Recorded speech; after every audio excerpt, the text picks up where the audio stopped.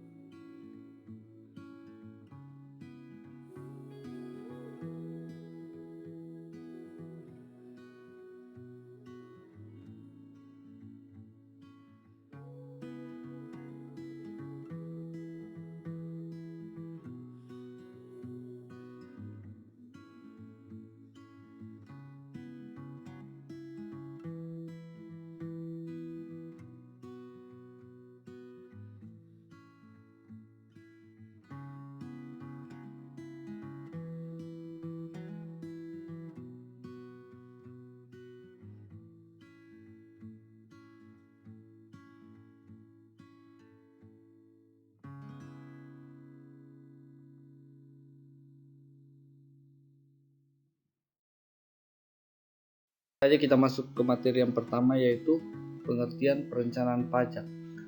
Perencanaan pajak merupakan salah satu bentuk dari fungsi manajemen pajak dalam upaya menghemat pajak secara legal. Menurut Early, perencanaan pajak adalah langkah awal dalam manajemen pajak, di mana dalam tahap ini dilakukan pengumpulan dan penelitian terhadap peraturan perpajakan dengan maksud dapat diseleksi jenis tindakan penghematan pajak yang dilakukan. Perencanaan pajak pada umumnya tertuju pada satu proses untuk merekayasa usaha dan transaksi wajib pajak, sehingga kewajiban pembayaran pajak berada dalam jumlah serendah mungkin tetapi masih dalam lingkup peraturan perpajakan. Mendefinisikan perencanaan pajak adalah proses mengorganisasikan usaha wajib pajak atau sekelompok wajib pajak sedemikian rupa sehingga utang pajaknya, baik pajak penghasilan maupun pajak lainnya, berada dalam posisi yang serendah mungkin. Sepanjang hal ini dimungkinkan baik oleh ketentuan peraturan perundang-undangan perpajakan maupun secara komersial.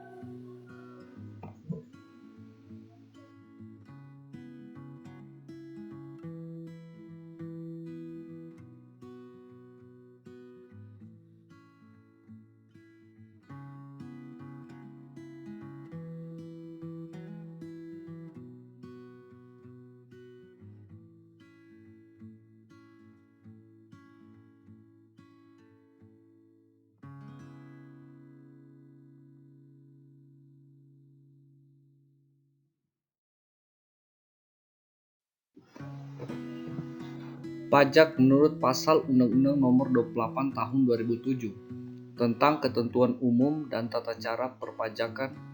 Undang-Undang KUHP adalah kontribusi wajib kepada negara yang terutang oleh orang pribadi atau badan yang bersifat memaksa berdasarkan undang-undang dengan tidak mendapatkan imbalan secara langsung dan digunakan untuk keperluan negara. Sekarang ini pemberian pajak dalam bentuk uang, namun pada zaman dahulu harta kekayaan rakyat yang wajib diberikan kepada negara dapat berbentuk tenaga keterampilan, keahlian, harta benda, hasil bumi, dan barang-barang lainnya.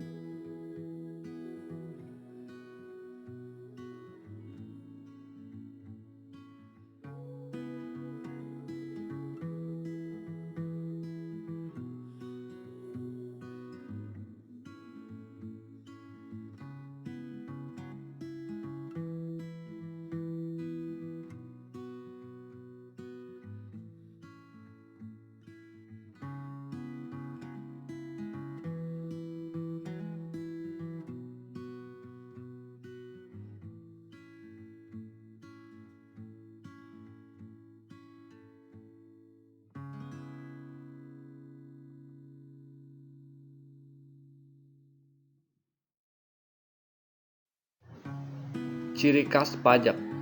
Wajib pajak tidak menerima jasa imbalan yang dapat ditunjuk secara langsung dari pemerintah, namun perlu dipahami bahwa sebenarnya subjek pajak menerima jasa imbalan tetapi diterima secara kolektif bersama dengan masyarakat lainnya.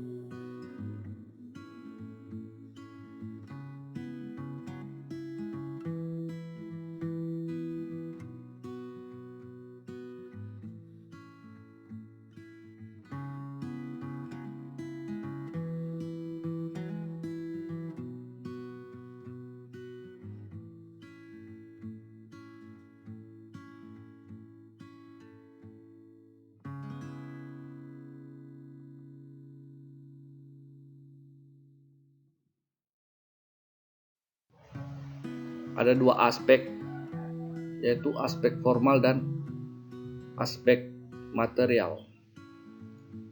Aspek formal, kewajiban mendaftarkan diri untuk memperoleh nomor pokok wajib pajak atau bisa disebut NPWP dan nomor pengukuhan pengusaha kena pajak NPPKP, menyelenggarakan pembukuan atau pencatatan, memotong atau memungut pajak, menyampaikan surat pemberitahuan. Yang kedua, aspek material. Basis perhitungan pajak adalah objek pajak untuk mengoptimalkan alokasi sumber dana. Manajemen akan merencanakan pembayaran pajak yang tidak lebih dan tidak kurang.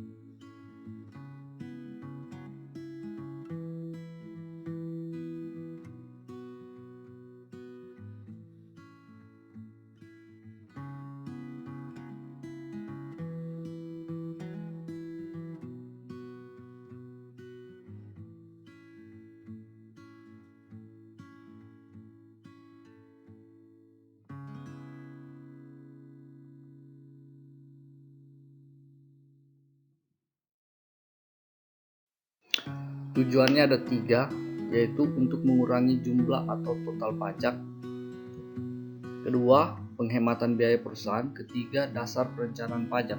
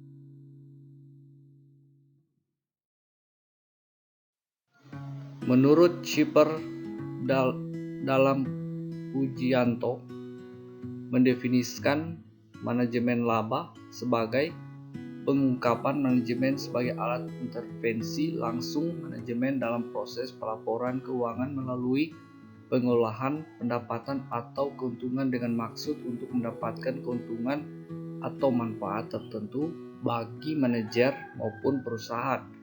Menurut John, manajemen laba merupakan hasil akuntansi akrual yang paling bermasalah.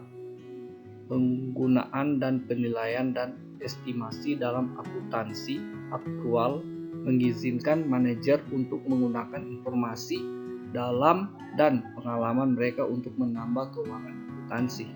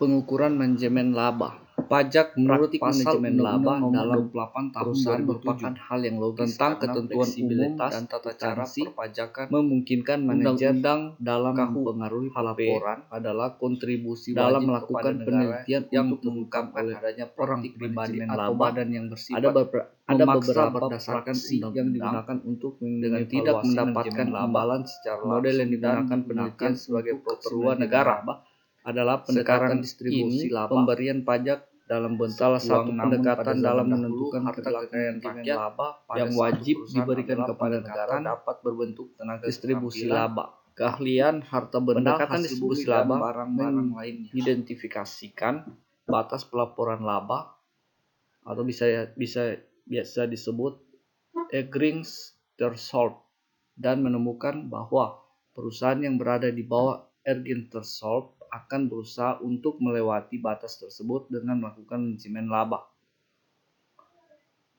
Menurut Phillips dalam Ferry menyatakan bahwa para manajer melakukan manajemen laba dengan pendekatan distribusi laba dikarenakan manajer sadar bahwa pihak eksternal, khususnya para investor, bank dan supplier menggunakan batas pelaporan laba dalam menilai kinerja manajer.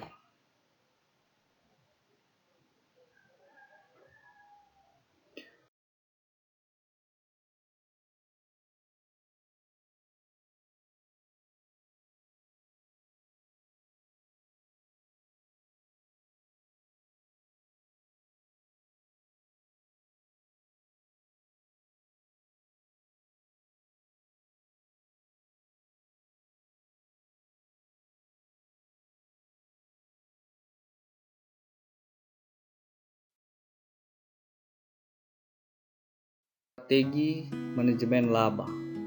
Ada beberapa strategi dalam membuat manajemen laba, antara lain 1. Memanfaatkan peluang untuk membuat estimasi akuntansi.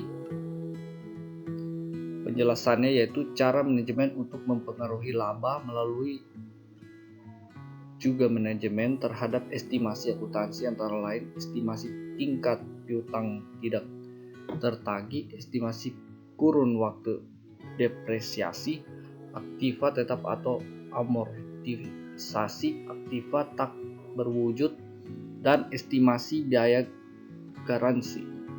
Kedua, mengubah metode akuntansi. Penjelasannya, perubahan metode akuntansi yang digunakan untuk mencatat suatu transaksi. Contohnya, berubah metode depresi aktiva tetap dari metode depresiasi angka tahun ke metode depresiasi garis lurus. Strategi manajemen laba dengan memilih metode akuntansi dan pengaturan waktu transaksi mempengaruhi manajemen laba dengan proksi akrual. Kelola. Semakin besar manajemen laba dengan menggunakan strategi pemilihan metode dan pengaturan waktu transaksi, semakin besar pula manajemen laba. Ketiga, menggeser periode biaya atau pendapatan. Penjelasannya, beberapa orang menyebut rekayasa jenis ini sebagai manipulasi keputusan operasional. Perusahaan yang mencatat persediaan menggunakan asumsi LIFO juga dapat merekayasa peningkatan laba melalui peraturan saldo tersedia.